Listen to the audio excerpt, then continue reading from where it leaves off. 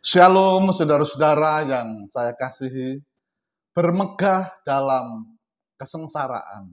Di dalam surat Roma pasal 5 ayat 3, dan bukan hanya itu saja, kita malah bermegah juga dalam kesengsaraan kita.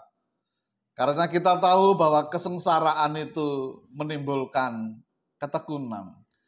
Hampir tidak ada orang yang menginginkan akan adanya kesengsaraan, penderitaan, kesusahan, atau apapun berbagai kesukaran dan kesulitan.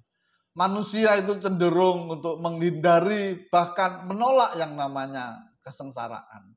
Jika ada yang mengalami kesengsaraan, maka orang akan berupaya untuk segera bebas dari kesengsaraan tersebut. Hal itu sungguh manusiawi. Sebab yang namanya kesengsaraan suatu hal yang sangat kontradiktif dengan konsep dunia. Kalau menurut konsep dunia, yang namanya bermegah itu tentu tentang keadaan yang baik, tentang keberhasilan, kemakmuran, dan segudang prestasi yang bisa dibanggakan. Tetapi melalui Rasul Paulus, firman Allah mengajarkan kepada kita suatu konsep ilahi tentang bermegah, yaitu bermegah dalam kesengsaraan. Mengapa kita harus bermegah dalam kesengsaraan? Apa untungnya?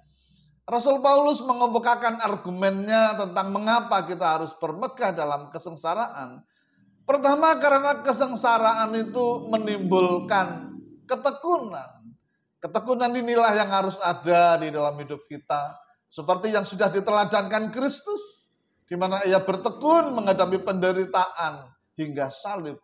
Namun lihatlah endingnya, yaitu kebangkitan dan kemuliaan. Kedua, ketekunan itu akan menghasilkan tahan uji. Tidak pernah yang namanya ujian dari Tuhan itu bertujuan untuk menghancurkan hidup kita. Setiap ujian yang Tuhan izinkan selalu untuk memurnikan hidup kita. Sehingga menghasilkan karakter yang murni. Itu sebabnya kesengsaraan apapun yang Tuhan izinkan terjadi di dalam hidup kita, bermegahlah, mengucap syukurlah, dan pandanglah bahwa kesengsaraan itu bukan untuk menghancurkan kita, tetapi sebagai alat Tuhan untuk memurnikan hidup kita dan membawa kita ke dalam kemuliaan-Nya. Amin.